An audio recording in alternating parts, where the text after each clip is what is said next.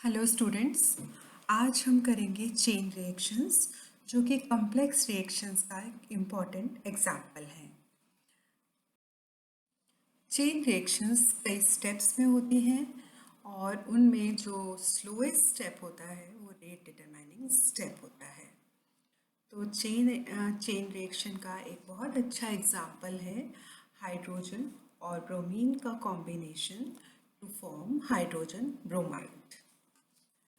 तो इस रिएक्शन को हम आज अच्छे से करेंगे। तो ये रिएक्शंस कई स्टेप्स में होती हैं। Chain reactions, chain initiation step, chain propagation step और चेन इनहिबिशन स्टेप और लास्ट होता है चेन टर्मिनेशन स्टेप। अब ये किस तरह से होता है? पहला स्टेप बहुत इम्पॉर्टेंट है। ये मैं इधर ले लेती हूँ पॉइंटर। पहला स्टेप में फ्री रेडिकल्स या एटम्स बनते हैं जो बहुत ज़्यादा रिएक्टिव होते हैं। तो रिएक्शन स्टार्ट ही तब होती है जब रिएक्टिव स्पीसीज बनती हैं, एटम्स या फ्री रेडिकल्स। तो इस केस में हमारे पास bromine molecule dissociate to form highly reactive bromine atoms. तो रिएक्शन यहीं से स्टार्ट होती है। अब जो दूसरा स्टेप है उसमें क्या होगा कि ये जो रिएक्टिव स्पीसीज है ये रिएक्टेंट के साथ कंबाइन करेगी। हमारे पास रिएक्टेंट है H2 और Br2। तो ये रिएक्टिव स्पीसीज रिएक्टेंट के साथ कंबाइन करके प्रोडक्ट दे रही है, और प्रोडक्ट तो दे रही है, साथ में एक और रिएक्टिव स्पीसीज दे रही है। ये रिएक्टिव स्पीसीज काफ़ी काम की है क्योंकि ये फिर रिएक्टेंट मॉलिक्यूल से कंबाइन करेगी और फिर प्रोडक्ट बनेगा। इस तरह से ये चेन चलती जाएगी। तो यहाँ पर दूसरी रिएक्टिव स्पीसीज बनी और प्रोडक्ट बना। अब तीसरे स्टेप पे ये भी प्रोपेगेशन स्टेप है। ये रिएक्टिव स्पीसीज दूसरे रिएक्टेंट के साथ कंबाइन करती है और हमारे पास प्रोडक्ट आ जाता है और एक और रिएक्टिव स्पीसीज आती है। तो जब तक ये रिएक्टिव स्पीसीज चलती रहती हैं तब तक रिएक्शन चलती रहती है, और ये तब तक चलता है जब तक पूरा हाइड्रोजन और ब्रोमीन कंज्यूम नहीं हो जाता, ख़त्म नहीं हो जाते दोनों रिएक्टेंट्स। तो इस तरह चेन प्रोपेगेट होती रहती है। प्रोपेगेशन मतलब निरंतर चलती रहती है। अब आता है चेन इनहिबिशन स्टेप। देखिए यहाँ पर HBr जो प्रोडक्ट है वो रिएक्टिव स्पीसीज के साथ कंबाइन कर रहा है, तो इसीलिए यहाँ पर रिएक्शन स्लो हो जाती है। और लास्ट होता है चेन टर्मिनेशन स्टेप और चेन ब्रेकिंग। तो इस स्टेप में जो रिएक्टिव स्पीस बनती है, मुक्त मूलक बनते हैं, वो कंबाइन करके आपस में वापस मॉलिक्यूल बन जाते हैं या वो नष्ट हो जाते हैं। तो उस तरह चेन भी कंप्लीट हो जाती है। तो आपके पास ये 4 मेन स्टेप हैं: chain initiation step, chain propagation step, chain inhibition step और चेन टर्मिनेशन स्टेप या चेन ब्रेकिंग। हाइड्रोजन और ब्रोमीन की रिएक्शन के लिए बोडेनस्टीन ने ये एम्पिरिकल रेट इक्वेशन डिराइव करी। अब इसका इम्पॉर्टेंट क्या है? A significant feature of the above equation is that HBr occurs in the denominator, implying that the rate is inhibited by the product HBr. मतलब HBr बनेगा तो rate of reaction कम होता जाएगा। स्टेप्स दिए: इनिशिएशन, प्रोपेगेशन, इनहिबिशन और chain breaking step. ये हमारे पास आ गया रेट लॉ। अब हम इसको ड्राइव करेंगे।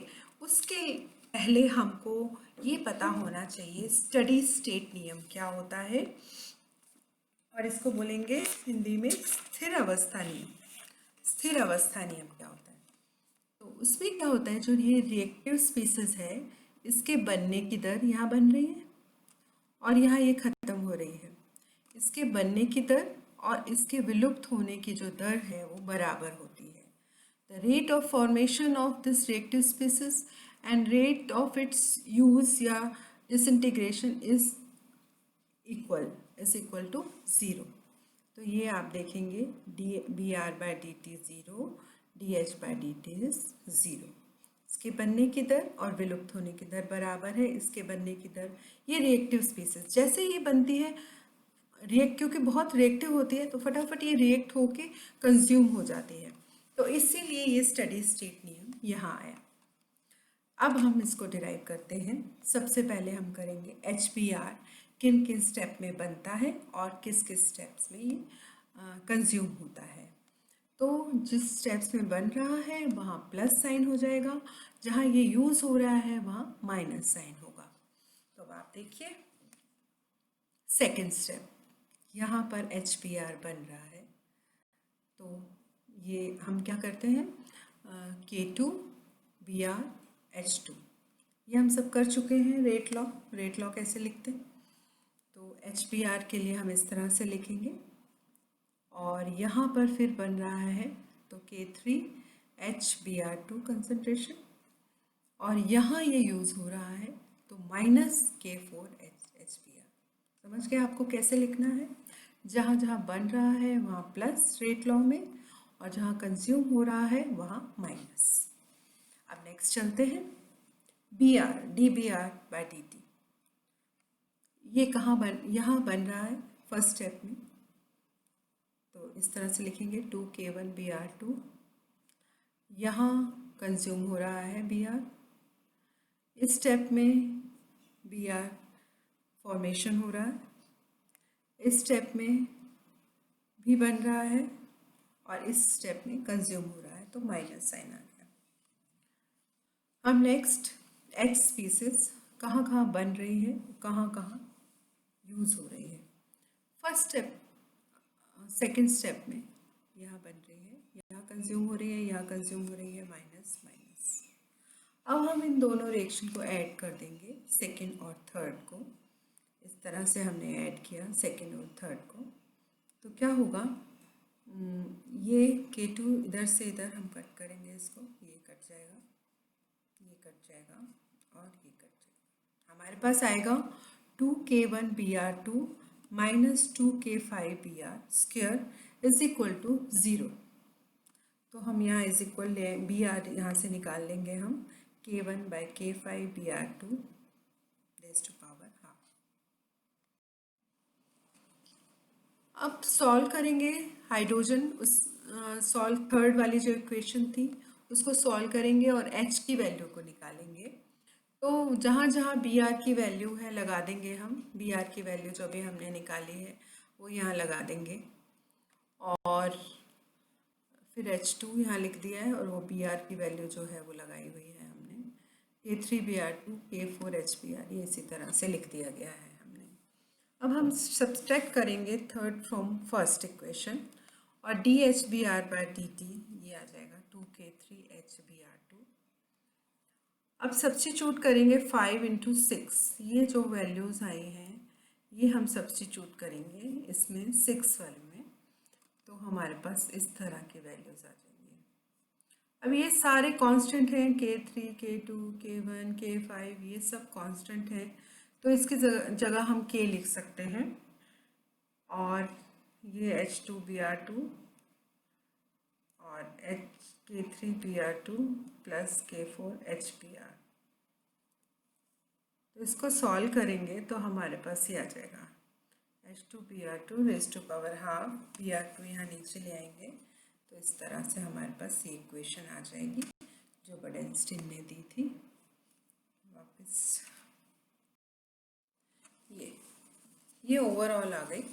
ये तो हमारी चेन रिएक्शन है, कितने स्टेप्स में हो रही है रिएक्शन, ये हमारे पास फॉर्मूला जो हमारे पास आएगा, सभी K को हमने, ये जो जितने भी K हैं इसकी जगह, सारे कांस्टेंट हैं, इसकी जगह हमने लिख दिया K3 को KB भी लिख सकते हैं, K3 भी लिख सकते हो, K4 भी लिख सकते, KC भी लिख सकते हो, और K4 भी लिख सकते हो, आप कुछ भी लिख सकते हो।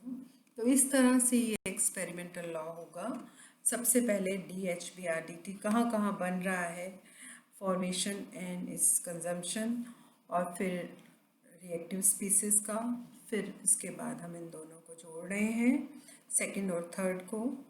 यहाँ हम H की वैल्यू निकाल रहे हैं, Br की वैल्यू को लगाकर, जहाँ जहाँ Br है उस Br की वैल्यू को हमने यहाँ लगा दिया, और इसके बाद हम सब्स्टिट्यूट करेंगे इन वैल्यूज़ को, तो हमारे पास ये इक्वेशन आएगी। तो ये बहुत इंपॉर्टेंट इक्वेशन है बच्चों, ये फोटोकेमिस्ट्री में भी आपकी सेम इक्वेशन है, तो अगर आप यहाँ इसको अच्छे से कर लेते हो तो फोटोकेमिस्ट्री में भी आपके काम आएगी। तो थैंक यू स्टूडेंट्स, आगे हम फिर अभी केमिकल काइनेटिक जारी रखेंगे। Thank you so much.